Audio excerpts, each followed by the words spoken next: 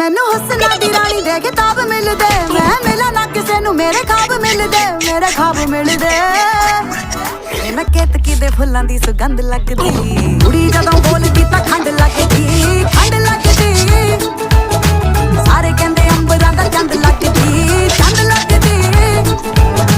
ਕੁੜੀ ਜਦੋਂ ਬੋਲਦੀ ਤਾਂ ਖੰਡ ਲੱਗਦੀ, ਖੰਡ ਲੱਗਦੀ।